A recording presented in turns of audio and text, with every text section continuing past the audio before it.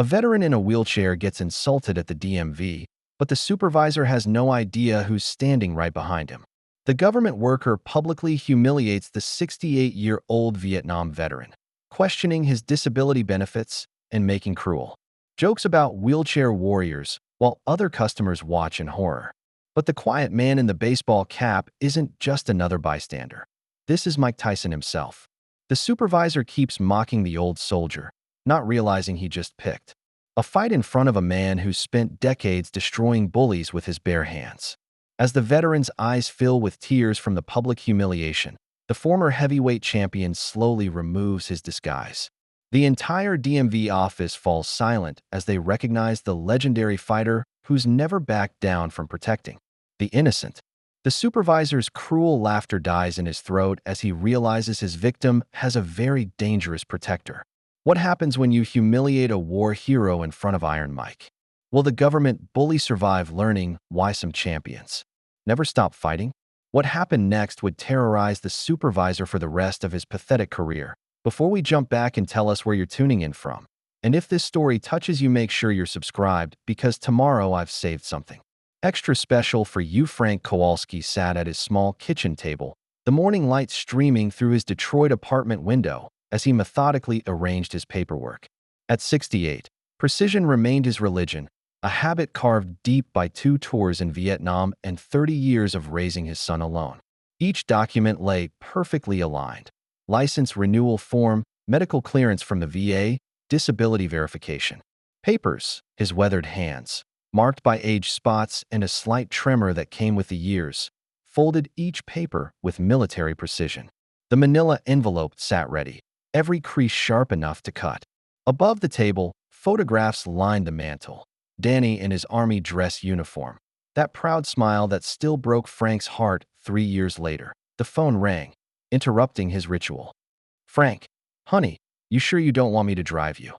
Mrs. Chin's voice carried the gentle concern of a neighbor who'd watched him struggle since the accident 5 years ago. Since the wheelchair became his constant companion. "I appreciate it, Margaret, but I can manage." Frank's voice held the quiet authority of a man who'd commanded respect long before he needed help getting around. "Bus runs every 20 minutes. Got my transfer pass. That DMV office is a zoo on Tuesdays. Then it's a good thing I learned patience in the service." After hanging up, Frank transferred from his chair to his wheelchair with practiced efficiency. No wasted motion, no self-pity. The chair was just another piece of equipment, like his rifle had been in the jungle. Something that kept him operational. He rolled to the bathroom mirror, adjusting his Vietnam veteran cap until it sat just right. The face looking back showed every mile of a hard road traveled with honor. Deep-set blue eyes that had seen too much but never looked away. Salt and pepper hair kept in a regulation cut because some habits die hard. Frank tucked the manila envelope into his lap bag, checked his wallet for exact bus fare, and surveyed his small apartment one final time. Everything in its place, just as he'd taught Danny. Just as the army had taught him, the hallway to the elevator stretched longer these days, but Frank navigated it with quiet dignity. Other tenants nodded respectfully when they passed. He'd earned that respect the hard way, in rice paddies and firebase perimeters, in midnight feedings and parent-teacher conferences, in every small daily victory over circumstances that would have broken lesser men. Outside, Detroit's autumn air carried the bite of coming winter. Frank positioned himself at the bus stop, manila envelope secure, watching traffic flow past with the same careful attention he'd once given to jungle treelines. Survival was about details. Always had been. The city bus arrived with a mechanical wheeze, its wheelchair lift extending like a metal tongue. Frank rolled aboard, nodding to the driver, a younger black man who'd learned to recognize regulars. "Morning, Frank. DMV again. License renewal. Every 4 years, like clockwork." As the bus pulled away from the curb, Frank gazed out the window. At the city he'd called home for 40 years. What should be a simple errand felt heavier today, though he couldn't say why. Maybe it was Danny's birthday approaching. Maybe it was the dreams that still came some nights, filled with jungle sounds and distant gunfire. The DMV office waited downtown, just another bureaucratic mountain to climb. Frank Kowalski had climbed worse. The downtown DMV office assault all 5 senses at once. Fluorescent lights buzzed overhead like angry wasps, casting harsh shadows across worn linoleum that had seen better decades. The broken air conditioning unit wheezed in the corner, managing only to circulate the smell of coffee, anxiety, and too many people crammed into too small a space. Frank rolled through the automatic doors, his wheelchair navigating between plastic chairs and frustrated citizens. The ticket dispenser stood like a mechanical gatekeeper, spitting out numbered assignments to bureaucratic purgatory. B. 47. He glanced at the electronic display. B. 23 now being served. 24 people ahead of him.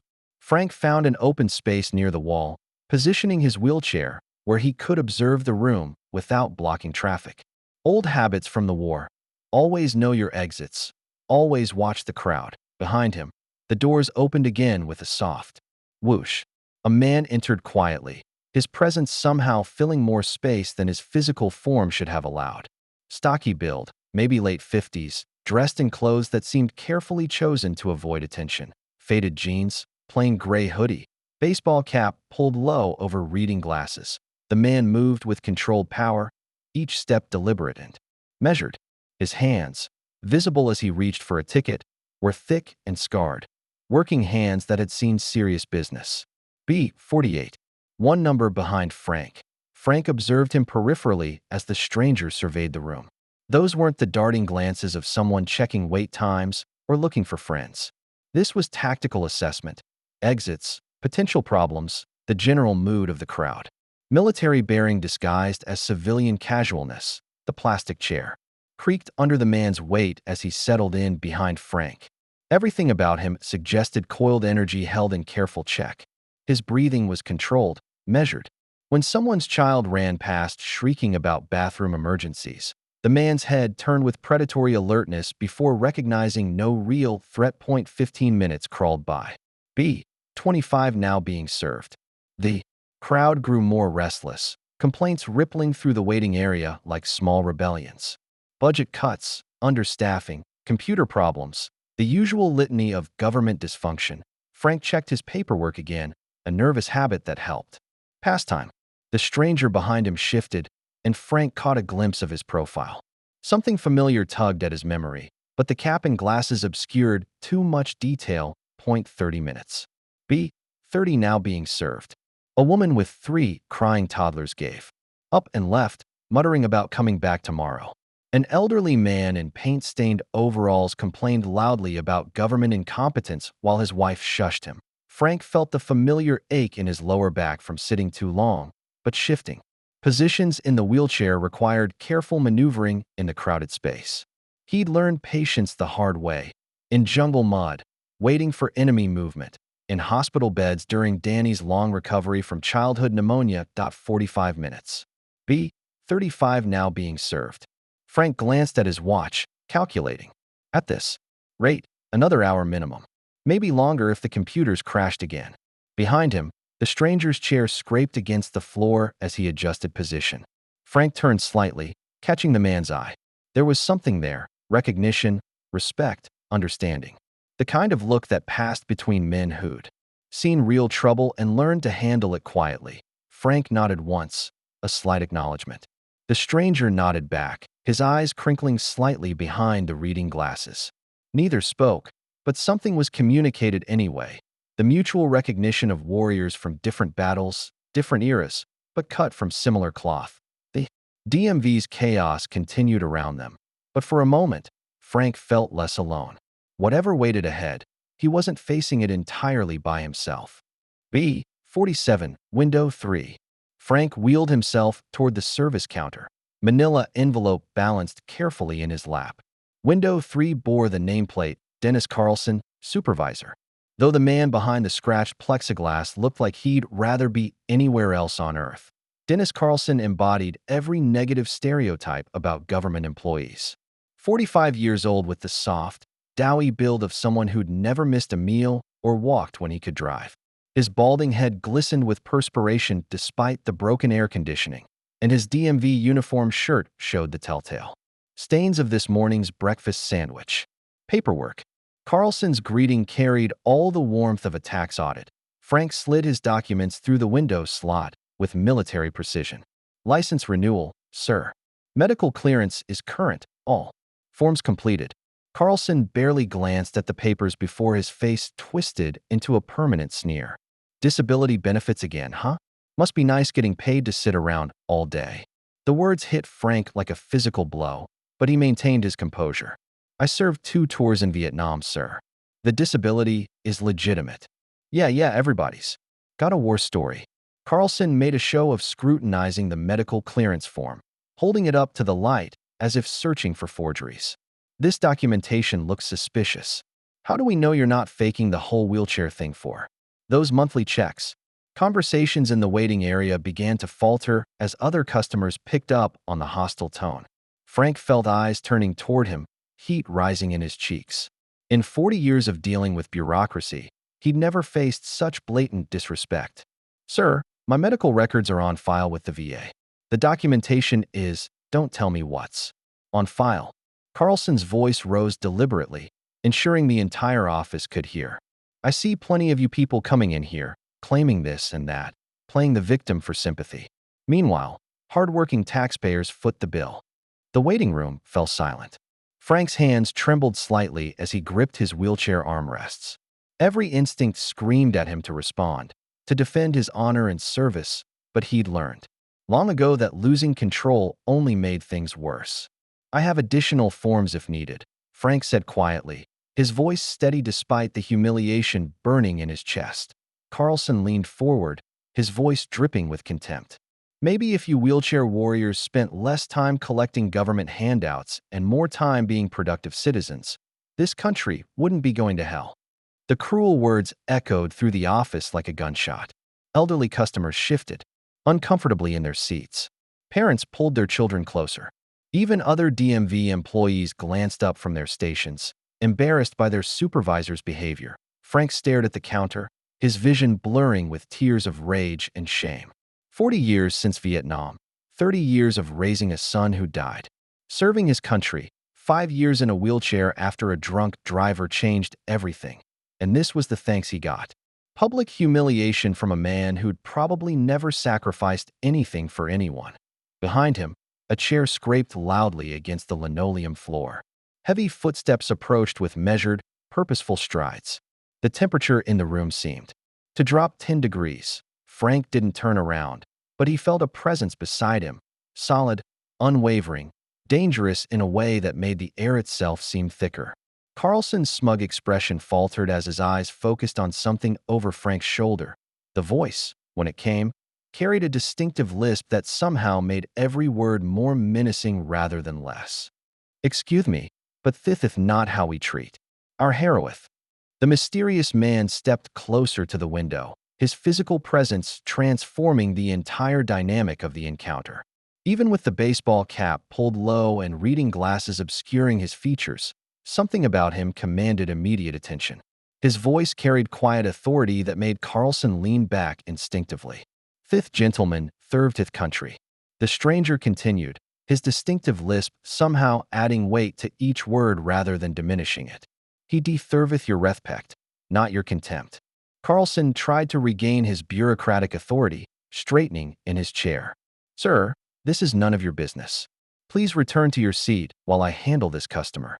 It became my business when you decided to humiliate a veteran in public. The man's tone remained controlled, but something underneath suggested consequences for anyone stupid enough to push further. Fifth man fought for your freedom while you were probably in diapeth. Other customers began murmuring, phones emerging from pockets as people sensed something significant happening. The stranger ignored the attention completely, keeping his focus locked on Carlson with laser intensity. Frank looked up at his unexpected defender, grateful but confused. The man's profile seemed familiar, but the cap and glasses made identification impossible. What wasn't hidden was the controlled power in his stance. The way he held himself like violence was always an option, but never the first choice. Look, whoever you are, Carlson began. Whoever I am isn't the issue. The stranger interrupted. The issue is that you're abusing your position to bully one who can't fight back. That stops now. The office had gone completely silent except for the hum of fluorescent lights and the wheeze of the broken air conditioner. Even crying children seemed to sense the tension and fell quiet. DMV employees emerged from behind their stations, drawn by the confrontation. Carlson's face reddened with embarrassment and anger. Being called out in front of his staff and customers clearly stung, but something about the stranger made him hesitate to escalate further. The man's physical presence suggested that challenging him directly would be an extremely poor decision. "I don't know who you think you are," Carlson said, his voice lacking its earlier confidence. "But you can't just." The stranger reached up slowly and deliberately, removing his reading glasses first. His eyes, now clearly visible, were dark and intense, carrying the kind of focused attention that made professional fighters check their distance. Then his hand moved to the baseball cap. The cap came off, revealing his full face for the first time. A woman in the waiting area gasped audibly. The sound cut through the silence like a blade. "Oh my God," she whispered, loud enough for everyone to hear. "That's Mike Tyson." The name rippled through the crowd like electricity. Phones that had been held casually were now aimed directly at the window. Conversations erupted in excited whispers. DMV employees abandoned their stations entirely, craning their necks to see the legendary boxer who had somehow materialized in their mundane government office. Carlson's face went through several color changes, red to white to green, as recognition dawned. The man he'd just dismissed wasn't some random customer interfering in official business. This was Mike Tyson, one of the most famous and feared fighters in history, standing 3 feet away and clearly unhappy with the situation. Frank stared up at his defender with amazement and growing hope. Of all the people who could have been standing behind him in line, fate had delivered a man whose very name was synonymous with devastating consequences for bullies. The air in the DMV office crackled with anticipation as everyone waited to see what would happen next. Carlson sat frozen behind his window, probably running through every possible response and finding all of them terrifying. Mike Tyson stood calmly, his presence now fully revealed, waiting to see if the government supervisor was smart enough to change course or stupid enough to keep digging his own grave. The DMV office exploded into controlled chaos. Cell phones materialized from every pocket and purse. Cameras aimed at the legendary figure standing calmly beside Frank's wheelchair. Excited whispers rippled through the crowd like wind through wheat. "Is that really him? Holy shit, that's Iron Mike. Get a video, get a video." Even DMV employees abandoned their stations, drawn by the magnetic pull of celebrity and the promise of witnessing something extraordinary. But Mike Tyson ignored the attention completely, his focus remaining laser-locked on Dennis Carlson. The supervisor sat frozen behind his plexiglass window, sweat beading on his forehead despite the broken air conditioning. His mouth opened and closed like a fish gasping for air before words finally emerged. "Mr. Tython, I didn't recognize. Recognition ain't the issue." Tyson cut him off, his distinctive voice carrying easily through the sudden silence. "Respective. Fifth man fought in Vietnam while you were probably in Diapeth, and you treated him like garbage." Murmurs of approval rippled through the crowd. The power dynamic in the room had shifted completely. Carlson was no longer the bureaucratic authority figure wielding petty power over helpless citizens. He was a bully who'd been exposed in front of witnesses, facing a man whose very name was synonymous with devastating consequences. I have to follow procedures," Carlson stammered, trying to salvage some shred of authority. "There are protocols for disability verification, don't."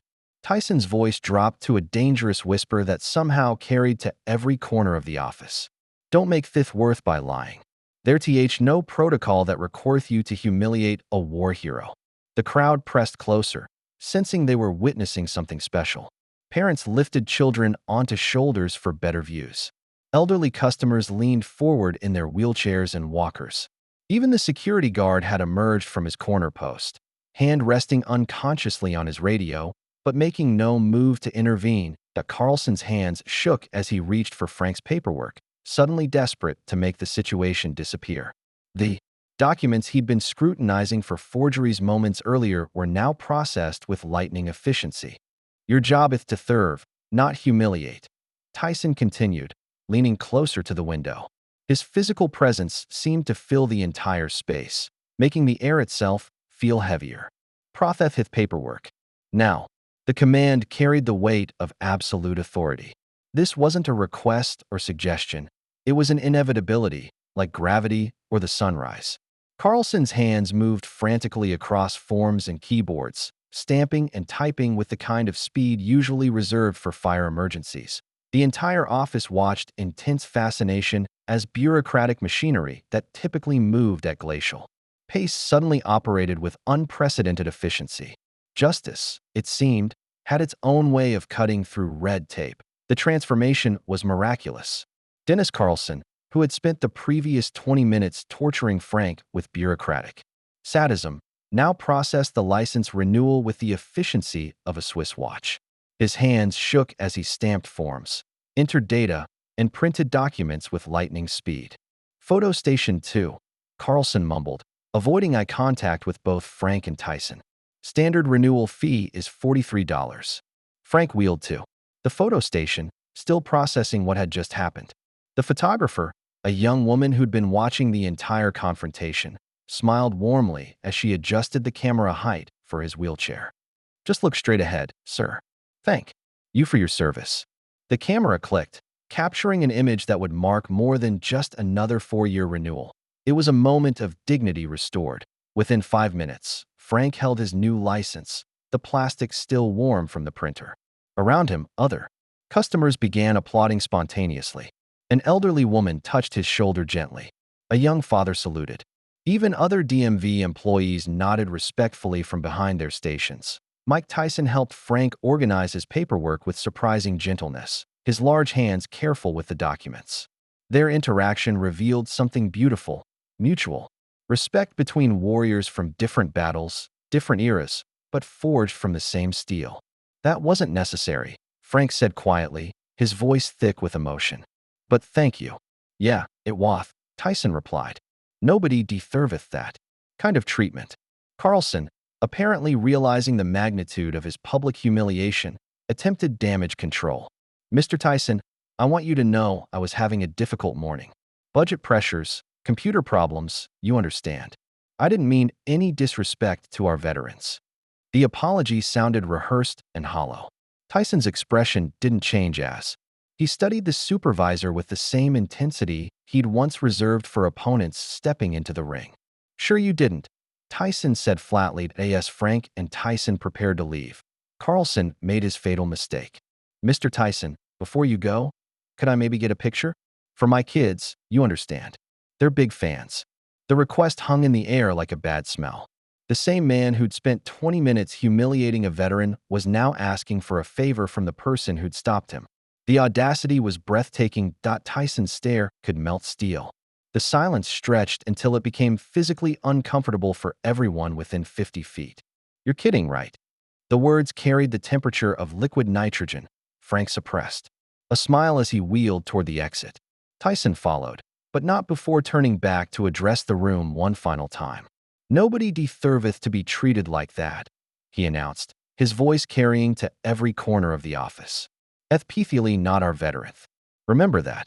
The automatic doors closed behind them with a soft whoosh, leaving behind a DMV office.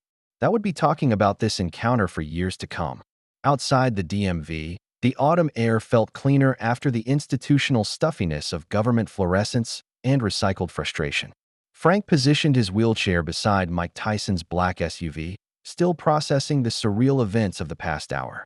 Mr. Tyson, I don't know how to thank you, Frank began, struggling to find adequate words. What you did in there, that was, call me Mike, Tyson interrupted, waving off the gratitude. And you don't need to thank me. That's what people thould do. Nobody thould have to face that kind of bullying alone. They stood in comfortable silence for a moment, two men from different worlds united by a shared understanding of what it meant to fight. One in rice paddies and fire-based perimeters, the other in boxing rings and public arenas. You know, Frank said slowly, I've been dealing with this kind of treatment for months now. Not just here, but at other DMV offices, VA appointments, even the grocery store sometimes. It's like some people see the wheelchair and think it gives them permission to be cruel. Mike's expression darkened. Tell me about it. Frank's story poured out.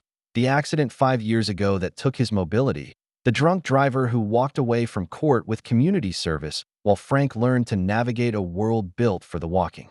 The daily indignities, the assumptions about his intelligence and worth, the way some people spoke to him like he was a child or an inconvenience. But the worst part, Frank continued, his voice dropping, was losing Danny 3 years ago. My son, Army Sergeant, killed in Iraq when his commanding officer abandoned the unit during an ambush. Mike listened intently, his own experiences with public humiliation and personal loss creating an unspoken bond between them. I know what it feels like when the world kicks you when you're down, he said quietly. The difference if I could fight back. You've been fighting alone. Not entirely alone, Frank admitted. I've been talking to other veterans who've had similar problems. Eddie Martinez got his renewal denied 3 times for insufficient documentation. Betty Lou Patterson was charged $300 for some bogus handicap verification process. Tommy Brennan's been forced into expensive driving assessments every 6 months.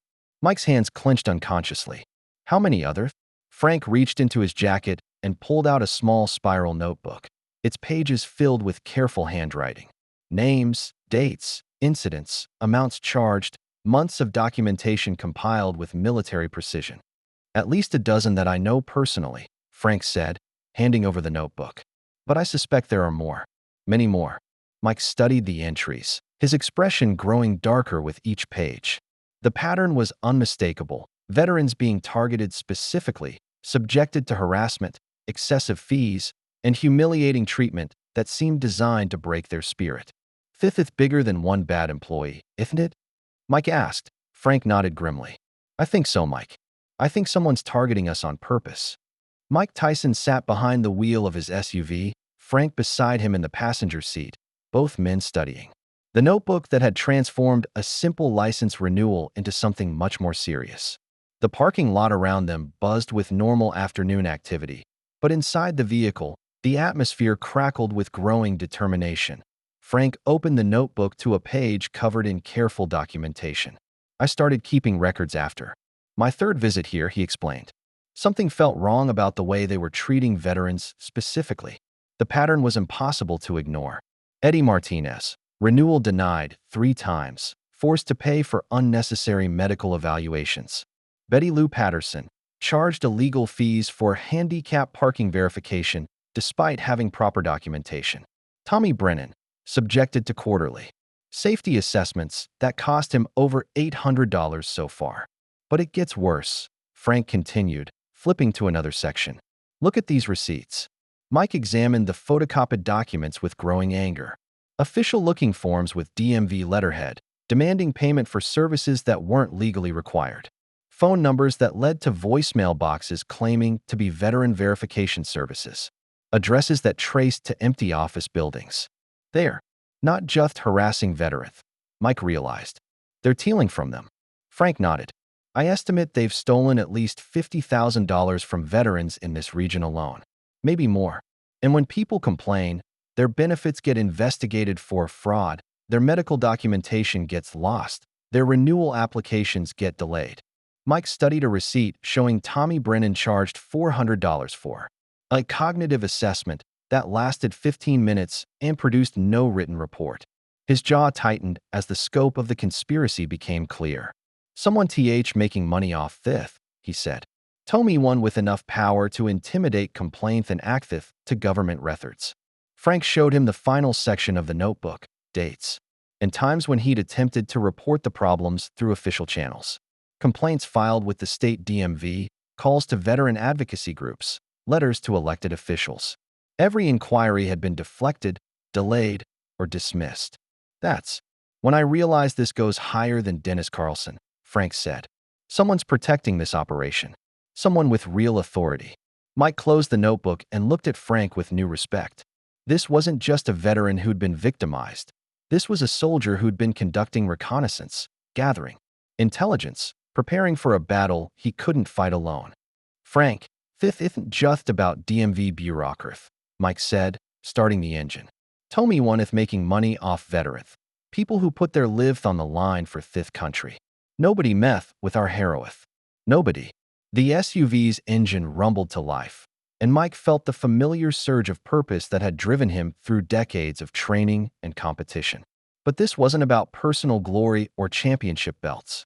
This was about justice for people who'd earned better treatment through blood and sacrifice. "We're going to stop this," he declared, pulling out of the parking space. All of it. Frank felt something he hadn't experienced in months: hope. For the first time since Danny's death, he wasn't facing the fight alone. The next morning found Mike Tyson and Frank Kowalski seated in a corner booth at Murphy's Diner, a working-class establishment near the VA hospital where coffee was strong, and conversations stayed private. Frank's notebook lay open between them, surrounded by the evidence Mike had gathered during a sleepless night of phone calls and research. "I've got connections," Mike explained, sliding a handwritten list across the table. "Trainer, manager, lawyers who owe me favors. People who can help us dig into this properly." Frank studied the names with military appreciation for thorough preparation. "You didn't have to do all this, Mike." "Yeah, I did. When someone attacked veterans, they attack what th best about this country." Mike's voice carried quiet conviction. "We're going to talk to every veteran on your list, document everything, and find out who th running fifth operation." There. First stop was Riverside Gardens, a subsidized housing complex where Eddie Martinez lived alone in a ground-floor apartment.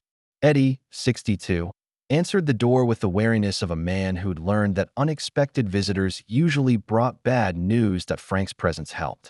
Veterans recognized each other through subtle signals: posture, awareness, the way they assessed doorways and exit routes.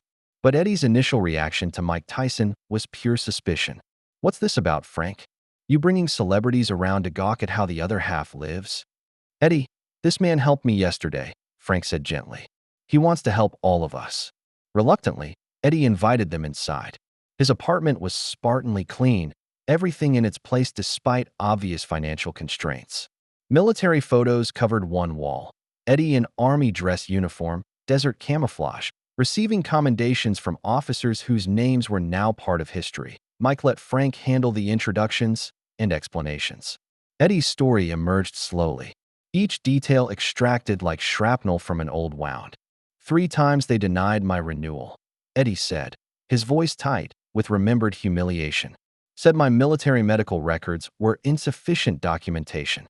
Had to pay $300 for some bullshit safety evaluation by a certified specialist who spent 15 minutes asking if I knew what year it was." Mike studied photocopied receipts with growing anger. Official letterhead, professional appearance, but the addresses led nowhere and the phone numbers connected to voicemail boxes.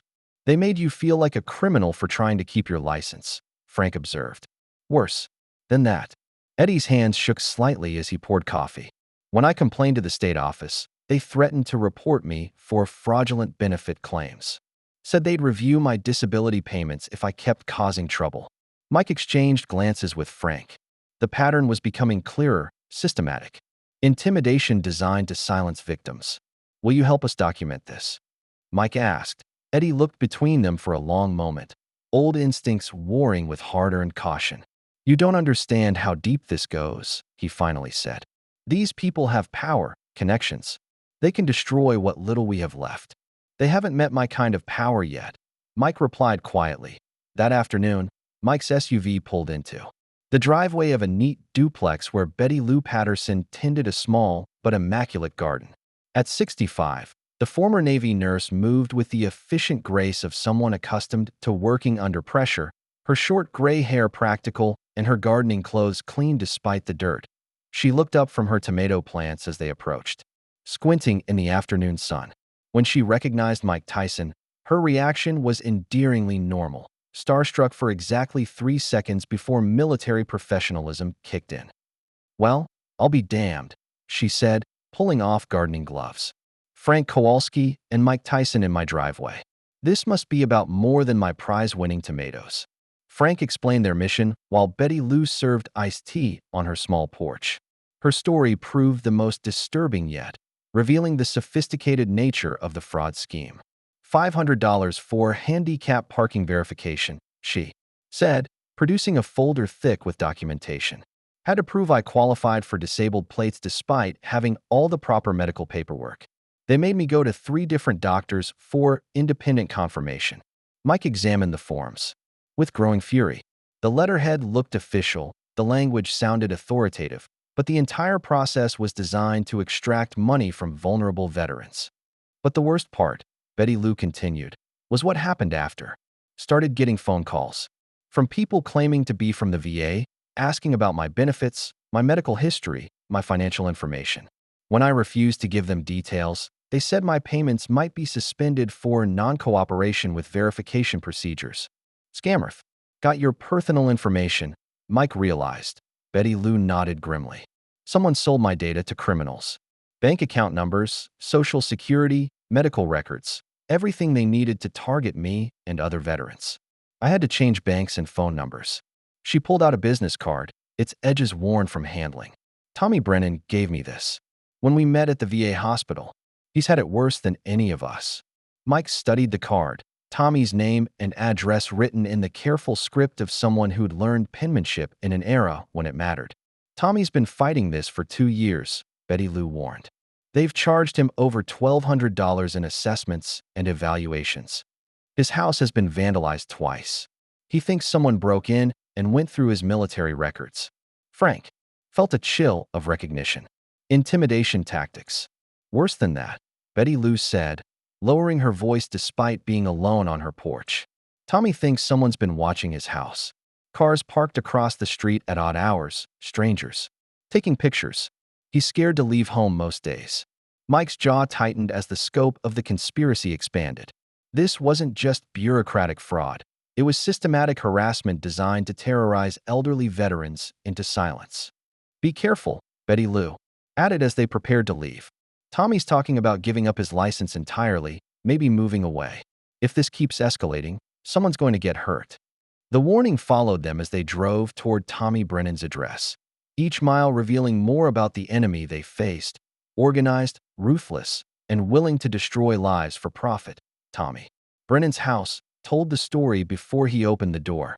The mailbox hung at an odd angle, its post bent from what looked like a baseball bat strike. Graffiti covered the garage door in crude letters, "Faker" and "Welfare Cheat." The front lawn was brown and patchy where someone had poured chemicals on the grass, creating dead zones that spelled out obscenities. When Tommy answered the door, he held a baseball bat in arthritic hands. At 71, the Marine veteran showed the wear of 2 years under siege, hollow cheeks, suspicious eyes, and the tremor of someone who'd forgotten what safe felt like. That Frank's presence calmed him slightly. But Tommy's gaze kept darting to the street, checking for watchers. Frank, what are you doing here? And whose? Recognition dawned. Jesus Christ, that's Mike Tyson. Inside, Tommy's house was a fortress. Windows had been reinforced with security film. Doors featured multiple locks. Security cameras monitored every approach. The living room looked like a command post, with files and documents spread across every surface. Show them the assessments, Frank said gently. Tommy's story unfolded like a nightmare. Forced driving evaluations every 3 months at $400 each. Cognitive testing that required him to answer demeaning questions about basic functions. Vehicle safety inspections that found mysterious problems requiring expensive corrections. They said my reflexes were concerning for public safety, Tommy explained, hands shaking as he sorted through receipts. Made me take a test where they flashed lights and measured my reaction time. When I passed, they said the equipment was miscalibrated and charged me to take it again. Mike studied the documentation with growing rage. Every form looked official. Every fee seemed reasonable in isolation, but together they painted a picture of systematic theft disguised as bureaucratic procedure. But the worst part, Tommy continued, glancing nervously at the windows, was the break-in 6 months ago. Police said nothing was stolen, but someone went through my military records, my medical files, my financial documents. They knew exactly what they were looking for. Mike realized they needed professional help. He pulled out his phone and dialed a number from memory. Janet? It's Mike Tyson. I need a favor. No, not that kind of favor. I need a lawyer. Janet Rodriguez arrived within an hour, her professional demeanor intact despite the unusual circumstances. As a civil rights attorney whose nephew trained at Mike's gym, she'd heard enough about the boxer's character to take his call seriously. After reviewing the evidence spread across Tommy's living room, Her expression grew increasingly grave. This is organized fraud targeting veterans specifically, she confirmed. The paperwork, the illegal fees, the intimidation tactics. Someone's running a systematic operation. The fact that they're willing to break into homes and vandalize property means we're not just fighting corrupt DMV employees. Mike leaned forward. What are we fighting? Janet's answer chilled the room. People with serious resources and government connections. If this is as organized as it looks, we're going up against someone with real power. Tommy's baseball bat suddenly seemed like inadequate protection against enemies who could manipulate official systems and commit crimes with apparent impunity. Janet Rodriguez's downtown law office buzzed with early morning energy as the team spread evidence across her conference table. She'd spent the night researching, and her findings painted a disturbing picture of systematic corruption reaching far beyond Dennis Carlson's window at the DMV. I traced every case you've documented, Janet explained, pointing to a wall chart, covered in names, dates, and connecting lines.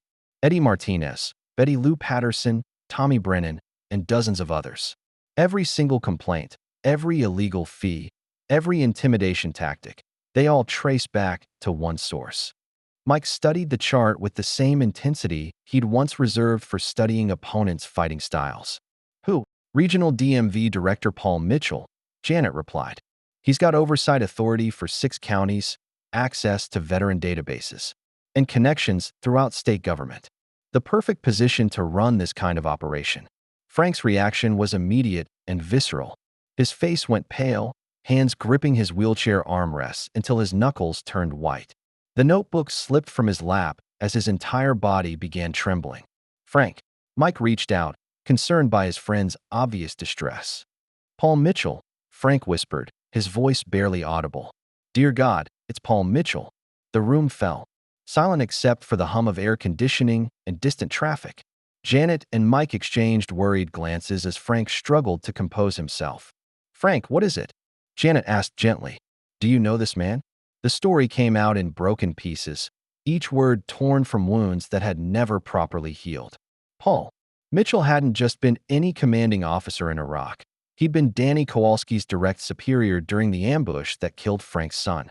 Mitchell was supposed to hold the perimeter, Frank explained, tears streaming down his weathered cheeks. When the insurgents attacked, he abandoned his post, left Danny and 6 other soldiers to die while he ran for cover. Mike's hands clenched. Involuntarily. He got your thon kill?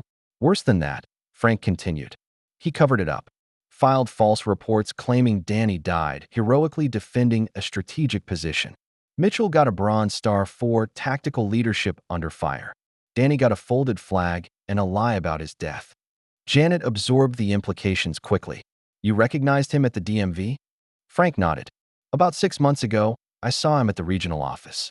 Tried to file a complaint about Carlson's behavior and came face to face with the coward who got my son killed. He knew I recognized him. The pieces fell into place with sickening clarity. Mitchell wasn't just running a fraud scheme. He was personally targeting Frank Kowalski for revenge, terrified that his military cowardice would be exposed after all these years. Now you know the truth, Mike said quietly. And he's been trying to destroy me ever since, Frank realized. The harassment, the illegal fees, the intimidation, it's all personal. He's not just stealing from veterans. He's trying to break me before I can expose what really happened in Iraq. Janet leaned back in her chair, overwhelmed by the scope of the conspiracy they'd uncovered. A regional director with government connections, running $1 million fraud scheme while using his position to silence the father of a soldier he'd abandoned to die. This changes everything, she said. We're not just fighting corruption anymore.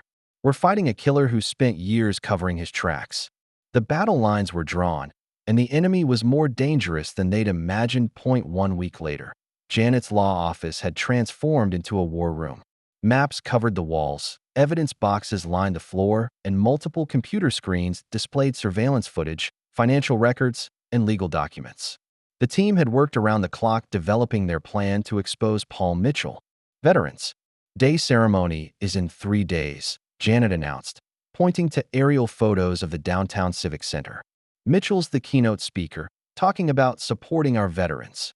The irony is perfect. Mike studied the venue layout with tactical precision, though we ambush him in front of everyone. Better than that, Frank said, wheeling closer to the planning table. We let him hang himself with his own words, then hit him with the evidence.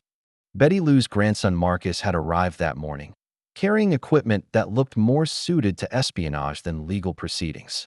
The 24-year-old Marine reservist had spent his leave developing a comprehensive surveillance plan. Hidden cameras throughout the venue, Marcus explained, pointing to device locations on the map. Audio recording equipment with military-grade encryption. Everything uploads automatically to secure cloud servers he can't access or destroy. Janet coordinated the legal strategy. I've prepared evidence packages for 3 different prosecutors, the FBI, and 2 investigative journalists. The moment Mitchell takes the stage, copies go to all of them simultaneously. The plan was elegant in its simplicity.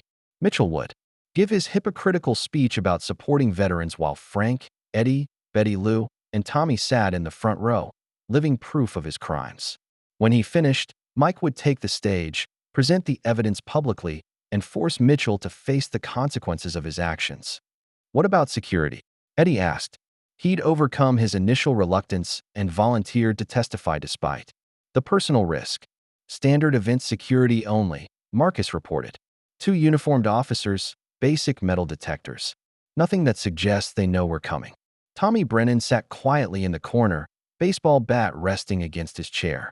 The weeks of planning had given him hope, but paranoia remained his constant companion. Feels too easy, he muttered. Mike understood his concern. In boxing, when Tommy thing feels too easy, it's usually a trap. Then we spring their trap with our own, Frank declared with military confidence. Mitchell thinks he's untouchable because he's got government connections and bureaucratic power. But he's never faced a coordinated assault from people who know how to fight. Janet made final preparations, distributing encrypted phones and emergency contact numbers. Tomorrow night, we do final equipment checks. Thursday morning, we take down a corrupt official and get justice for hundreds of veterans. The room buzzed with anticipation as the team reviewed assignments one last time. Tomorrow, Paul Mitchell would discover that some enemies couldn't be intimidated, some truths couldn't be buried, and some fights couldn't be avoided. Veterans Day morning arrived, gray and cold, with low clouds that seemed to mirror the team's growing uneasiness. As Mike's SUV approached the Civic Center, they immediately knew something was wrong. Jesus Christ, Eddie whispered from the back seat. Look at all that security. The venue was surrounded by more law enforcement than a presidential visit. Uniformed police, plainclothes officers, federal agents with earpieces, and private security contractors created overlapping perimeters around the building. Metal detectors had been replaced with full-body scanners, and K-9 units patrolled the parking areas. This isn't standard event security, Marcus observed, his military training evident in how he assessed the tactical situation. They know we're coming. Janet tried calling her media contacts as they parked 3 blocks away. All canceled, she reported grimly. Every journalist, every news crew. Something about security concerns and potential terrorist threats. Frank's jaw tightened as the scope of their enemy's resources became clear. Mitchell's got more power than we realized. They approached the venue on foot, Mike pushing Frank's wheelchair while the others carried equipment disguised as legitimate camera gear for what they hoped would pass as family documentation of the ceremony. The first checkpoint, their worst fears were confirmed. Security personnel with federal badges confiscated every piece of electronic equipment, citing potential security threats to government officials. Sir, I'm an attorney, Janet protested, showing her bar association credentials. My clients have every right to attend this public ceremony. Not with unauthorized recording devices, the agent replied, his tone suggesting the conversation was over. You can attend, but all electronics stay here. Inside the venue, they discovered that their reserved front row seats had been reassigned due to security protocols. Instead, they were directed to a section in the back, surrounded by people who looked more like security personnel than veterans or family members. 20 minutes before Mitchell's scheduled speech, Frank spotted a familiar figure approaching their section. Paul Mitchell himself, immaculate in his tailored suit, flanked by 2 men who weren't trying very hard to look like anything other than hired muscle. Hello, Frank, Mitchell said, his voice carrying just far enough for their group to hear. Enjoying the ceremony. The contempt in his voice was unmistakable, but what chilled Frank's blood was the confidence. Mitchell wasn't worried about exposure. He was gloating about victory. Did you really think you could outsmart me, Kowalski? Mitchell continued, his smile never wavering. I survived Iraq by being smarter than my enemies. I'll survive a washed-up boxer and a crippled veteran who can't let go of the past. Mike half rose from his seat, but the security personnel surrounding them made any aggressive move impossible. Mitchell's message was clear. He controlled this environment completely. Your evidence has been confiscated as potential terrorist materials, Mitchell added with mock concern. Terrible shame when veterans become radicalized by conspiracy theories. As Mitchell walked away to take the stage, Frank realized they'd been completely outmaneuvered. All their planning, all their evidence, all their hopes for justice, neutralized by an enemy with resources and connections they'd never imagined. Mitchell began his speech about supporting veterans while Frank sat helpless, watching the man who'd killed his son receive applause for his fake patriotism 2 days after the veterans. Day disaster. Mike Tyson's phone rang at 6 in the morning. The caller ID showed a number he didn't recognize, but the voice belonged to a reporter from Channel 7 News. Mr. Tyson, do you have any comment on the assault charges filed against you? Mike sat up in bed, instantly alert. What assault charges? Dennis. Carlson and 2 other DMV employees have filed complaints claiming you threatened them with physical violence and disrupted government operations. There's also an investigation into alleged terrorist threats made against Regional Director Paul Mitchell. The media storm hit like a hurricane. By noon, every news outlet in the city was running the story. Former heavyweight champion under investigation for veteran scam. The narrative painted Mike as an unstable ex-convict manipulating elderly veterans for attention, while Frank was portrayed as a bitter disability fraud using his son's death for sympathy. Janet called with worse news. Frank's been arrested on federal fraud charges.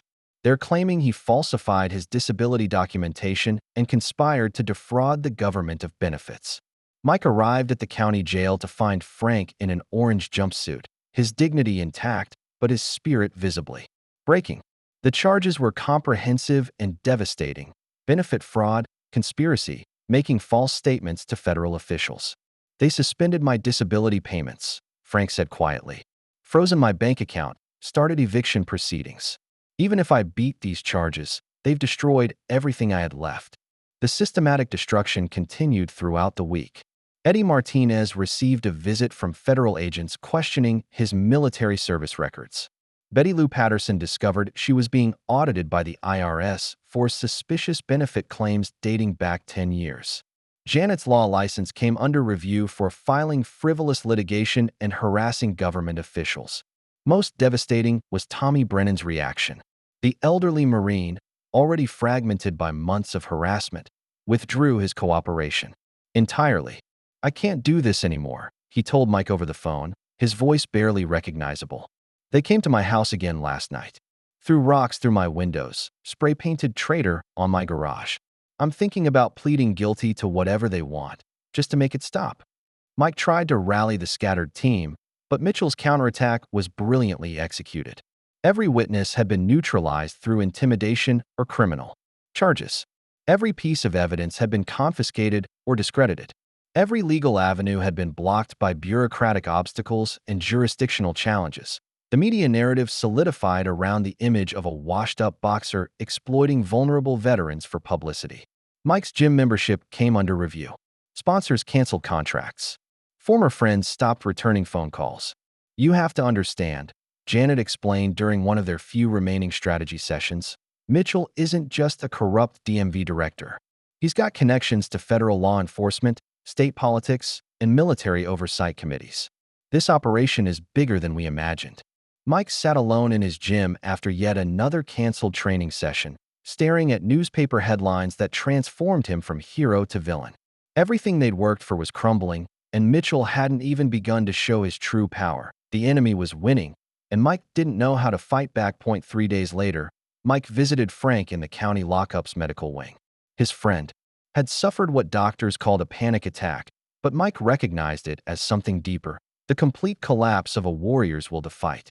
Maybe Mitchell's right, Frank whispered, his voice barely audible above the medical equipment's steady beeping. Maybe I should just plead guilty and end this nightmare. At least then you could walk away with your reputation intact. The Frank Kowalski who documented veteran abuse with military precision was gone, replaced by a broken old man who'd watched his life's final battle end in devastating defeat. His hands shook as he spoke, and his eyes held the hollow look of someone who'd given up hope.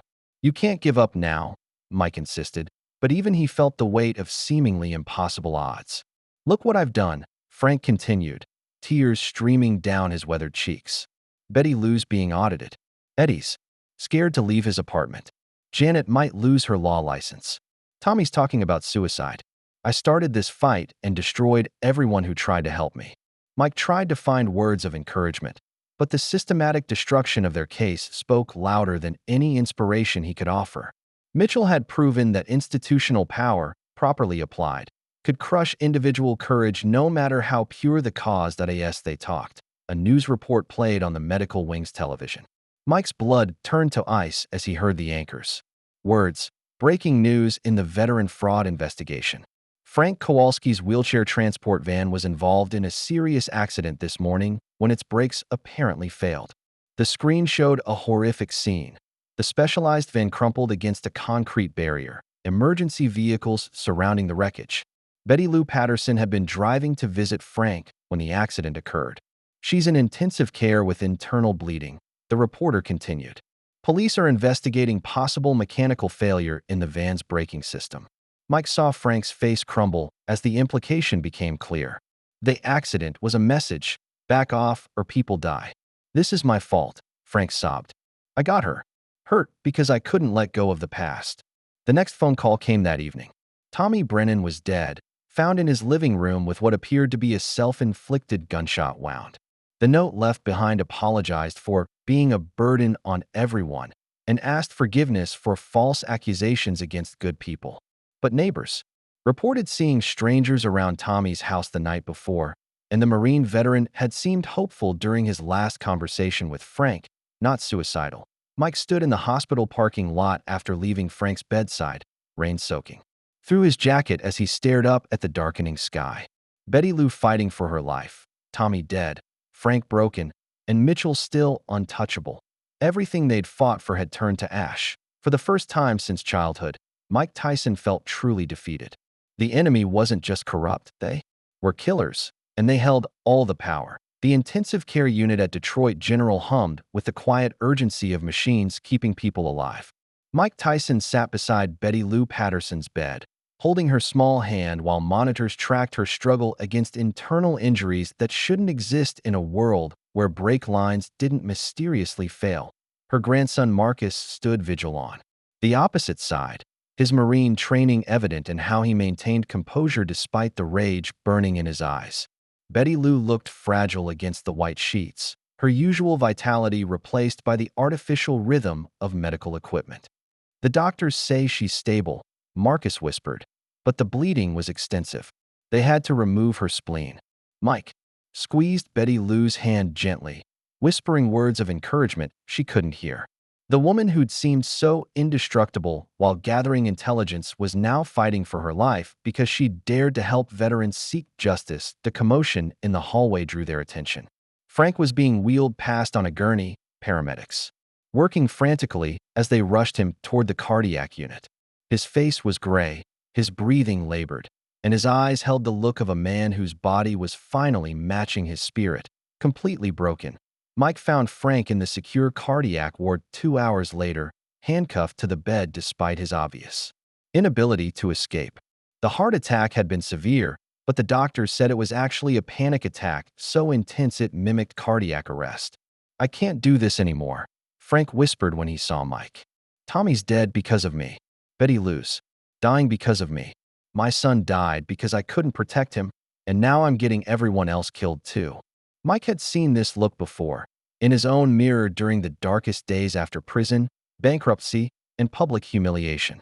The look of someone who'd forgotten. That falling wasn't failure, staying down was. I've been knocked down, Frank, Mike said quietly, settling into the uncomfortable hospital chair. Went to prison, loathed everything, had the whole world laughing at me. Thought about giving up more than once. Frank's eyes focused on his friend with desperate attention. But you know what I learned? Mike continued. The question ithnt whether you get knocked down. Everyone geth knocked down. The question ith whether you get back up. I don't have anything left to get up with, Frank replied, his voice breaking. Yeah, you do. You got Danny Th memory. You got every veteran they hurt. You got the truth. Mike leaned closer. And you got me. I don't abandon friends, and I don't let bullies win. Frank closed his eyes, but Mike saw something flicker there.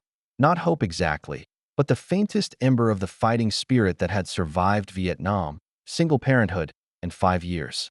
In a wheelchair, outside the hospital window, Detroit's lights twinkled like stars, and somewhere in that darkness, Paul Mitchell thought he'd won. He was about to learn otherwise. The next morning brought unexpected hope in the form of Marcus Patterson, who slipped into Betty Lou's hospital room, carrying a military-grade encrypted laptop. His grandmother was conscious for the first time since the accident, her eyes clear despite the pain medication. Tell them, Betty Lou whispered to her grandson, her voice weak but determined. Marcus opened the laptop with reverent care. Grandma, Betty's been running a more sophisticated operation than anyone realized, he explained to Mike and Janet, who'd arrived despite the legal risks. She's been recording everything. The screen filled with audio files, video clips, and encrypted data streams. Betty Lou had been wearing concealed recording devices during every encounter with DMV officials, every meeting with other veterans, every phone call with scammers who'd obtained her personal information. Show them the Mitchell files, Betty Lou managed to say. Marcus clicked on a folder labeled Command Coward. The first file was audio from a DMV meeting where Paul Mitchell bragged to subordinates about teaching that wheelchair warrior a lesson he'll never forget. His voice was clear, unmistakable, and utterly damning. But the next file was even worse. Mitchell confessing to Dennis Carlson about Danny Kowalski's death. That boy died because I wasn't about to get myself killed for a bunch of grunts who didn't follow orders fast enough. Let Kowalski prove otherwise after all these years. Mike's hands clenched as Mitchell's recorded voice continued. The old man's been a problem since he recognized me. But bankruptcy, criminal charges, and a few accidents should convince him to keep his mouth shut permanently. Janet frantically took notes, her legal mind processing the implications. This is confession to conspiracy, fraud, and accessory to murder, she said. But how did you get Mitchell to say all this? Betty Lou managed a weak smile. Former Navy nurse, honey. I know how to make people comfortable enough to reveal their secrets. Plus, Marcus taught me about digital surveillance. Marcus pulled up another screen showing an intricate web of digital evidence, financial records, communication intercepts, GPS tracking data from Mitchell's movements. The young Marine had been conducting a sophisticated intelligence operation while everyone thought his grandmother was just another victim. Everything's automatically uploaded to secure cloud servers, Marcus explained. Military-grade encryption, multiple backup locations, deadman switches that release everything if something happens to us. Mike stared at the laptop screen in amazement. While he'd been feeling defeated, Betty Lou Patterson had been systematically documenting their enemies' crimes with the precision of a professional spy. The brake line cutting is on here too, Marcus added, pulling up surveillance footage from a traffic camera near Betty Lou's house. Clear shots of Mitchell's people sabotaging the van. Frank would have to wait to see this evidence, but Mike felt something he hadn't experienced in weeks, the possibility of victory. Mitchell thought he'd destroyed all the evidence and broken all the witnesses. He'd never imagined that a sweet grandmother was actually a veteran intelligence operative with a tech-savvy Marine grandson who knew how to build unbreakable digital archives. How much evidence do we have? Mike asked. Betty Lou's eyes glittered with satisfaction despite her pain. Everything, honey. Absolutely everything. At 3 in the morning, Mike Tyson and Marcus Patterson huddled over the encrypted laptop in Betty Lou's hospital room, launching their counteroffensive. What Mitchell had tried to destroy through violence and intimidation would now be rebuilt through digital warfare. First wave goes live in 30 seconds, Marcus announced, his fingers flying across military-grade communication. Software, audio files, financial records, and Mitchell's confession about Danny Kowalski. all hitting social media simultaneously. Mike watched the upload progress bars with the same intensity he'd once reserved for studying opponents. Will people believe it? Audio analysis software confirms authenticity, Marcus replied. Plus, we're not just releasing evidence, we're telling stories. Real veterans, real crimes, real consequences. The hashtag Tyson stands with vets exploded across Twitter within minutes. Mike's celebrity contacts amplified the message, verified. Accounts sharing Betty Lou's recordings, Eddie Martinez's illegal fee receipts, and Tommy Brennan's harassment documentation. Each post included clear audio of Mitchell bragging about targeting veterans. By dawn, the story had escaped social media and entered mainstream news. Audio clips of Mitchell's confession played on morning shows. Financial experts analyzed the fraud scheme's scope. Military historians contextualized the Iraq cover-up that had gotten Danny Kowalski killed. While Mike's phone rang constantly with interview requests, but he ignored them all, focused on coordinating the digital assault with military precision. Frank, released on emergency bail due to his medical condition, watched the coverage from his hospital bed with growing amazement. The public's buying it, Janet reported during a secure video call. Mitchell's denying everything, claiming the recordings are deep fakes, but audio analysis proves they're genuine. 3 different prosecutors' offices have opened investigations. The counterattack succeeded beyond their wildest expectations. Veterans nationwide shared their own DMV horror stories. Military families demanded investigations into Mitchell's Iraq service. Politicians who'd previously ignored their complaints suddenly returned phone calls. But Mitchell's response came that evening, delivered through a phone call to Mike's gym. "You think you're clever, don't you?" Mitchell's voice carried the desperate edge of a cornered animal. Washed-up boxer playing hero for a bunch of whining veterans. "You have no idea who you're fucking with." Mike activated the recording function Marcus had installed on all their phones. "Actually, I know exactly who I'm fucking with. A coward who got good men killed and then tried to cover it up by stealing from veterans. Those recordings won't hold up in court," Mitchell snarled. "Illegal surveillance, chain of custody issues, fabricated evidence. My lawyers will destroy everything you think you've accomplished." "Maybe," Mike replied calmly. "But the court of public opinion hath already rendered its verdict." Mitchell's voice dropped to a venomous whisper. "You want to play this game? Fine. We know where you train. We know your routines. Tonight, this ends permanently." The line went dead, but Mike wasn't afraid. For the first time in weeks, he felt like himself again, not a victim of institutional power, but Iron Mike Tyson, ready to face any challenger who stepped into his ring.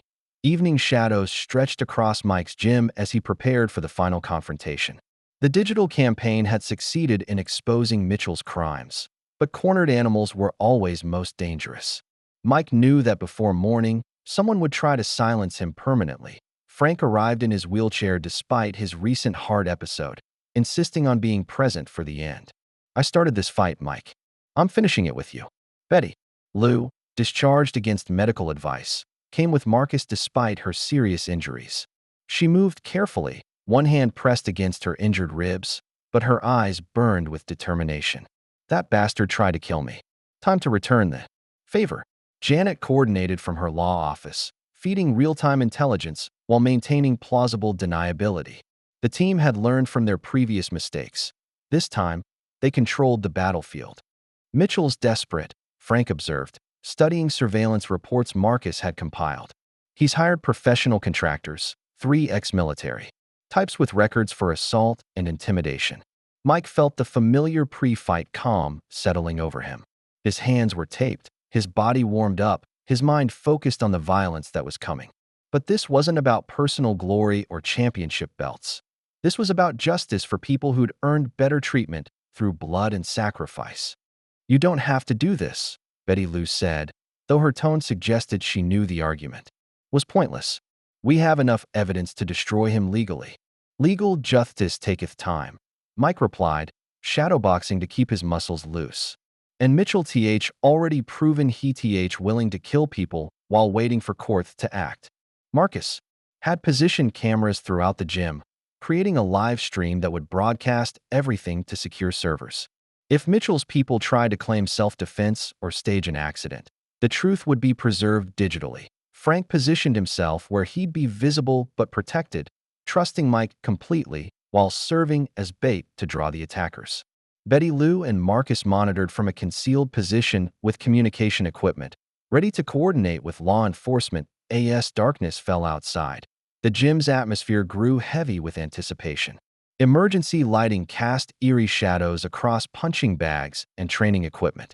The normal sounds of the city seemed muted, as if the world was holding its breath. At exactly 10 o'clock, the lights went out. Emergency lighting kicked in immediately, bathing the gym in red illumination that made everything look like a battlefield.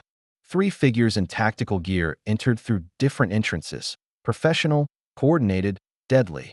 Mike emerged from the shadows where he'd been waiting. "I've been expecting you." The final battle was about to begin, and for the first time in weeks, Mike Tyson smiled. The gym transformed into a battlefield as 3 figures in tactical gear moved with military precision through the emergency lighting. They were professionals, ex-military, contractors hired to eliminate problems permanently. But they'd made one critical error. They'd never faced Mike Tyson in his own domain. The first attacker approached from the left, confident in his superior numbers and tactical training.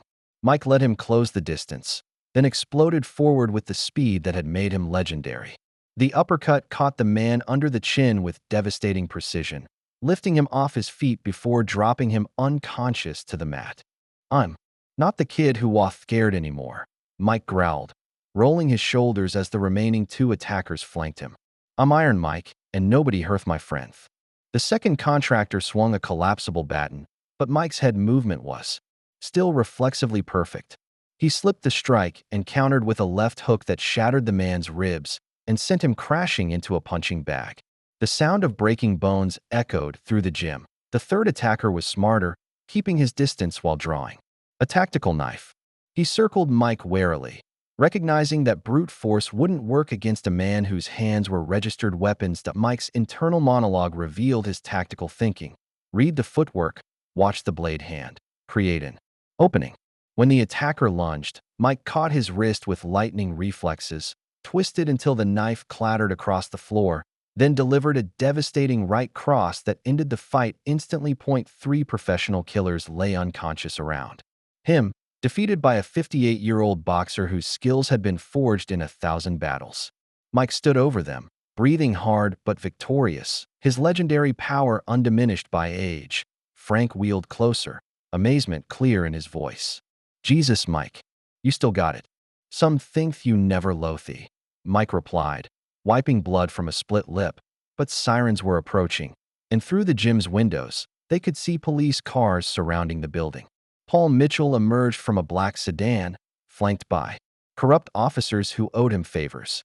"Tyson's going down for assault," Mitchell called out as he approached the entrance. 3 innocent security guards attacked by an unstable ex-convict. Self-defense won't save him this time. Mitchell carried a briefcase full of cash, the proceeds from years of stealing from veterans, ready to disappear while Mike faced murder charges. He'd planned this final move perfectly, using his government connections to frame the boxer and escape with millions in stolen funds. What he hadn't planned for was Frank Kowalski positioning his wheelchair directly in the gym's only exit, blocking Mitchell's escape route with quiet determination. The coward who'd abandoned soldiers to die was about to face the father of one of his victims. Paul Mitchell stopped short as he saw Frank Kowalski's wheelchair blocking the gymnasium exit. Behind the disabled veteran, Mike Tyson stood among 3 unconscious attackers, bloodied but unbroken. The briefcase full of stolen money suddenly felt heavy in Mitchell's hands. "Move your wheelchair, old man," Mitchell snarled, his composure finally cracking. "You're interfering with official police business." Frank's voice carried the quiet authority of a man who'd found his courage again. "This is for Danny." The words hit Mitchell like a physical blow. 3 years of covering up his cowardice, 2 years of systematically destroying Frank's life. And now the truth was inescapable. The father of the soldier he'd abandoned was blocking his final escape. "Your son died because he was stupid enough to follow orders." Mitchell spat, desperation making him cruel. "I survived because I was smart enough to adapt." "You survived because you're a coward," Frank replied calmly. "And now everyone knows it." Mitchell pulled out his phone, barking orders to the corrupt officers outside. "Arrest Tyson for assault. And get this cripple out of my way." But the officers hesitated. Through the gym's windows, they could see news crews arriving, drawn by the live stream Marcus had been broadcasting. The entire confrontation was being witnessed by thousands of viewers worldwide. Mitchell realized his carefully planned frame-up was crumbling. The digital evidence Betty Lou had gathered, combined with live footage of his hired killers attacking Tyson, painted him as the aggressor. His political connections meant nothing when the crime was being broadcast in real-time. FBI agents pushed through the crowd of corrupt local police, federal warrants in hand. Mitchell's network of protection had finally failed him. Too much evidence, too much publicity, too many witnesses for even his connections to suppress. "Paul Mitchell, you're under arrest for conspiracy, fraud, and accessory to murder," the lead agent announced. Mitchell made one last desperate play, lunging toward Frank with the briefcase raised as a weapon. But Mike Tyson stepped between them, catching Mitchell's wrist with casual ease. "Going somewhere?" Mike asked with grim satisfaction. Mitchell collapsed as handcuffs clicked around his wrists. The briefcase spilled open, revealing bundles of cash, stolen from hundreds of veterans through illegal fees and fraudulent charges. Evidence of his crimes scattered across the gym floor, while cameras recorded everything. Frank watched his son's killer being led away in chains, finally feeling the weight of 3 years' grief beginning to lift. Justice had taken longer than he'd hoped, but it had arrived with the force of inevitability. Mike knelt beside his friend's wheelchair, both men exhausted but victorious. "It's over, Frank. Danny can rest now." Outside, news crews reported the breaking story while federal agents secured evidence and arrested Mitchell's accomplices. The systematic fraud that had targeted hundreds of veterans was finally exposed, and the coward who'd gotten good soldiers killed was facing the consequences of his actions. The immediate battle was won, but the real victory was just beginning. 6 months later, the federal courthouse in Detroit overflowed with veterans who'd traveled from across the country to witness justice. Frank Kowalski sat in the front row, no longer the broken man who'd been humiliated at a DMV window, but a dignified advocate who'd helped expose one of the largest veteran fraud schemes in American history. Paul Mitchell's trial had revealed the staggering scope of his criminal enterprise. Evidence showed systematic targeting of veterans across 6 states, with illegal fees and fraudulent charges totaling over $2.3 million. More than 400 veterans had been victimized, their service records exploited for financial gain. When Frank took the witness stand, the courtroom fell silent. His testimony about Danny's death in Iraq, Mitchell's cowardice during the ambush, and the subsequent cover-up was devastating. Military records confirmed every detail: how Mitchell had abandoned his post, falsified reports, and received commendations for heroism while good soldiers died. "My son believed in honor," Frank said, his voice steady and clear. "He died because his commanding officer chose cowardice over duty. For 3 years, I thought I'd failed to get him justice. Now I know the truth will always surface, no matter how deep people try to bury it." Betty Lou Patterson's testimony revealed the sophisticated intelligence operation she'd conducted while appearing to be just another victim. Her recordings of Mitchell bragging about targeting veterans and confessing to military cowardice provided irrefutable evidence of his crimes. Mike Tyson's appearance generated significant media attention, but his testimony focused on the broader issue of institutional bullying. "I've seen what happened when people with power pick on those who can't fight back," he said. "Veteran deserve better. They earned better." The jury deliberated for less than 3 hours.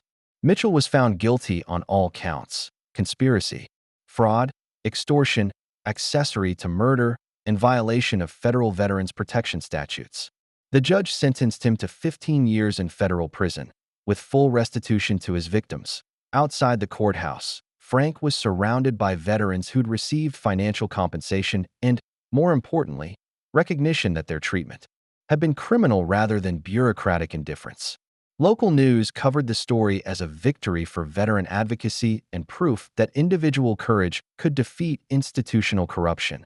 Mike announced the creation of the Danny Kowalski Foundation for Veteran Rights, funded by his personal contribution and dedicated to preventing similar abuse.